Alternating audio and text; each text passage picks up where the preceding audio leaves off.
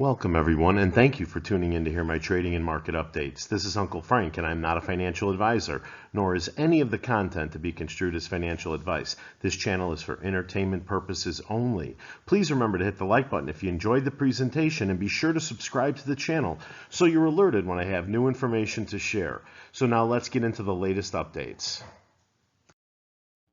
Hey, welcome back, everyone. I believe now would be the perfect time to review where I stand on AMC for my subscribers.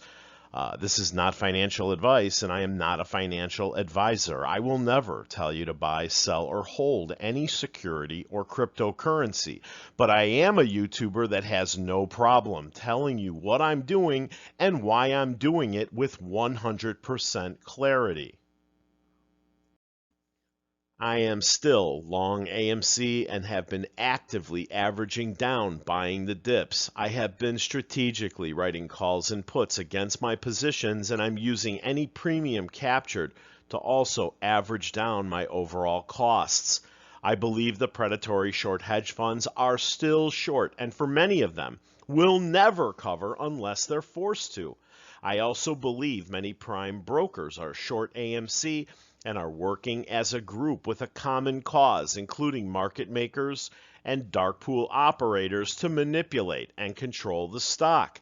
I also contend that covering the short positions could result in catastrophic events for many of the players involved, and therefore they will continue to employ any tactics necessary to protect their interests.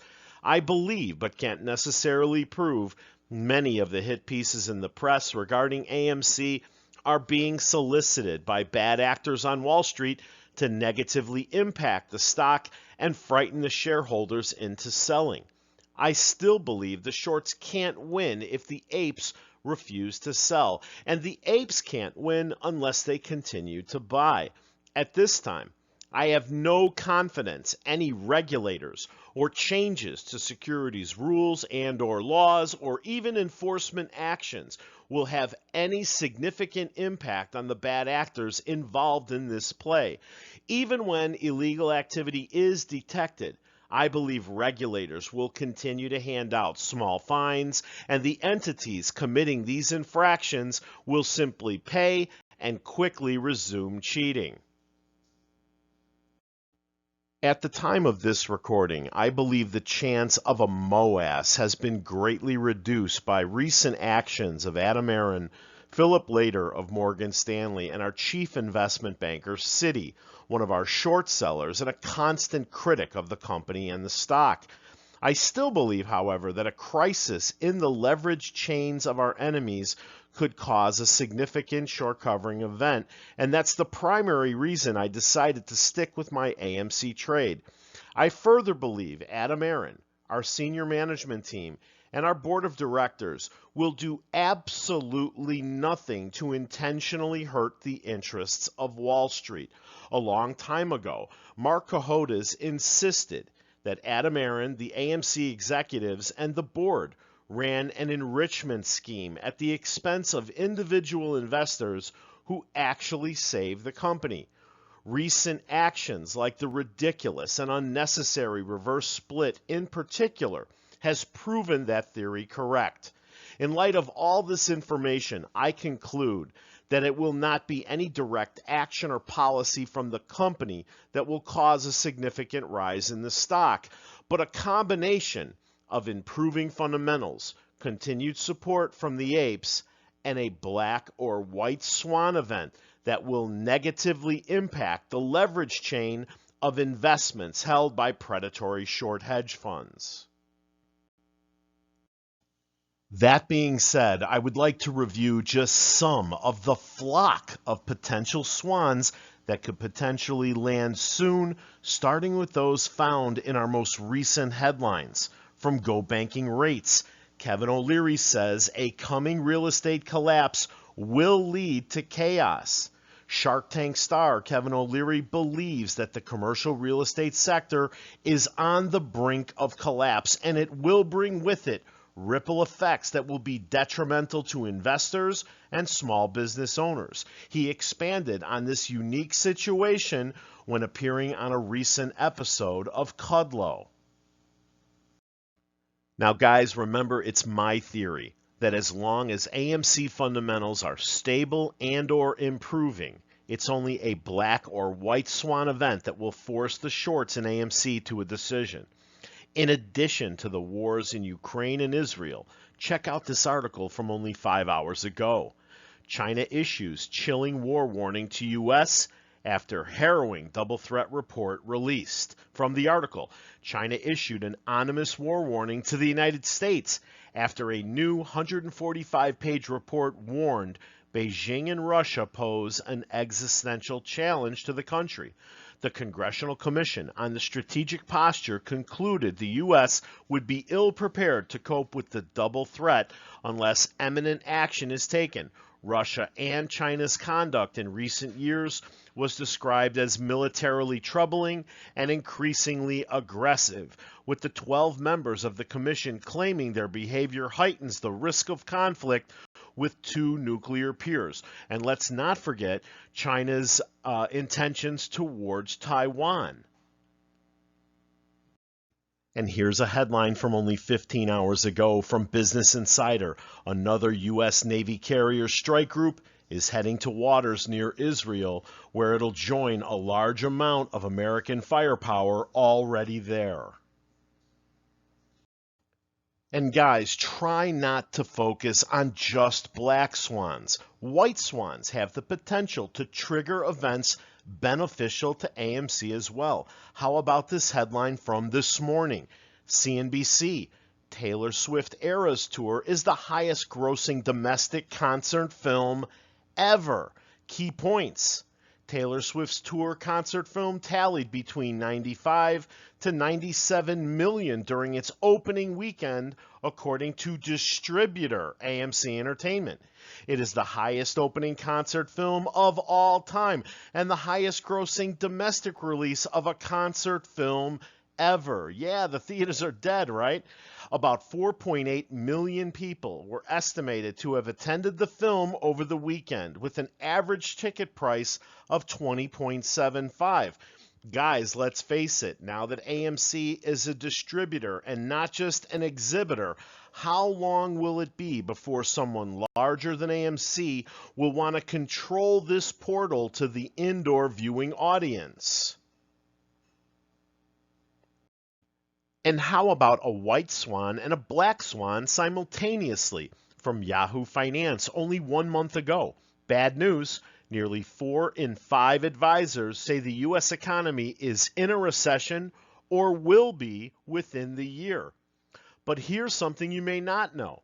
The theatrical movie business has long proved to be unusually resilient when it comes to economic downturns. In fact, over the last 8 recessions, the box office has increased 6 times and admissions has gone up 5 times. What Uncle Frank is looking for is an event or sequence of events that will turn the prime banks against the hedge funds, an attack on the hedge funds' leverage chain, or even turn the politicians against Wall Street.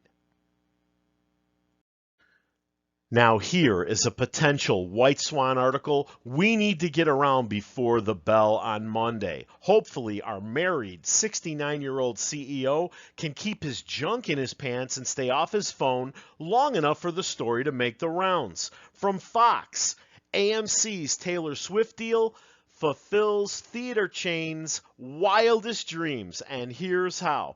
Swifties and their favorite star boost movie chain and may change the face of entertainment. Now that's what I'm talking about. In mid-August, analysts at the financial market site Seeking Alpha declared that the bankruptcy of AMC was almost certain. AMC had been hit with a class action lawsuit opposed to its stock conversion plan, which included a reverse 1-for-10 stock split. The firm had amassed more than $5 billion in debt, largely because the company suffered a collapse in revenues in 2020 and 2021 because of government lockdowns during the pandemic.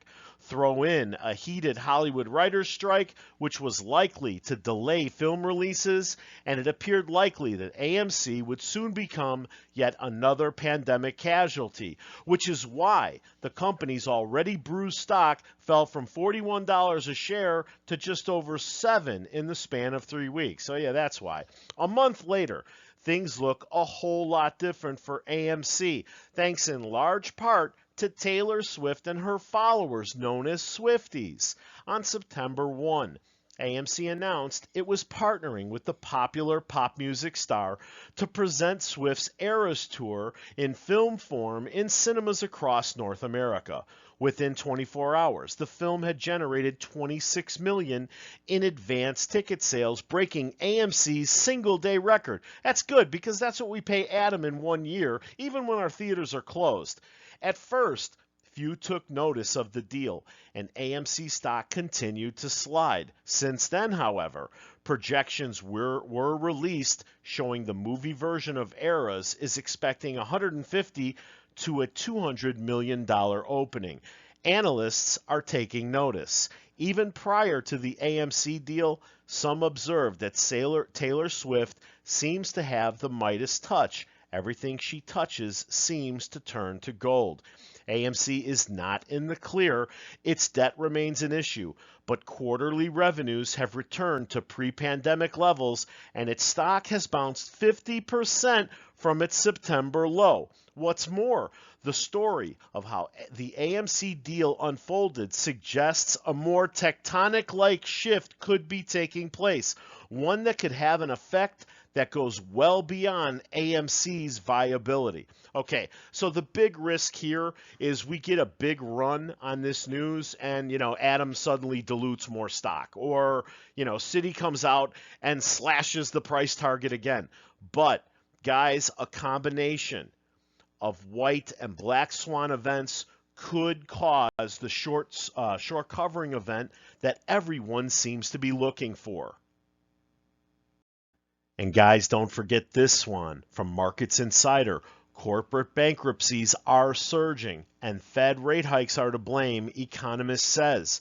Filings so far this year have reached 516, potentially on track to outpace 2020.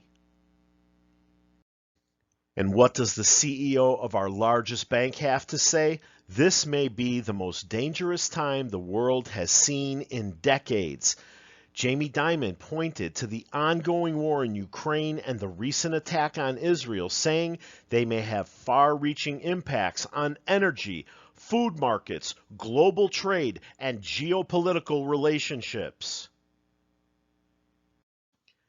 So let's close this episode by getting ready for next week's action with a look at Yahoo Finance's morning brief, What to Know This Week. After weeks of Fed speak and rising yields driving stock action, corporate earnings will take center stage in the week ahead. Results from Bank of America and Goldman Sachs, both short sellers of AMC, will provide a look at how the financial sector is responding to the rising rate environment. Meanwhile, Tesla and Netflix will highlight the start of tech earnings. Now, guys, we need to continue to watch Netflix because that was the original narrative. Theaters are dead, and streaming will be our only choice when it comes to indoor entertainment. I think Netflix should release their films and big show premieres in the theaters first, like they did with Glass Onion and Yellowstone. I also think AMC should do commercials on the value of the A-list subscription program, which is way less than a Hulu one. Do that instead of Nicole Kidman spots. You have to teach people out there that for $20, $23 a month, you could go see up to 3 films a week. Okay, and by using the card and using the app, you can earn money, towards concessions, which are considered expensive, right? Now, from the article regarding Netflix, investors will be searching for details on recent developments at the company, including rumors of a new price hike, new details on the streamer's password sharing crackdown, and the success of the advertising tier.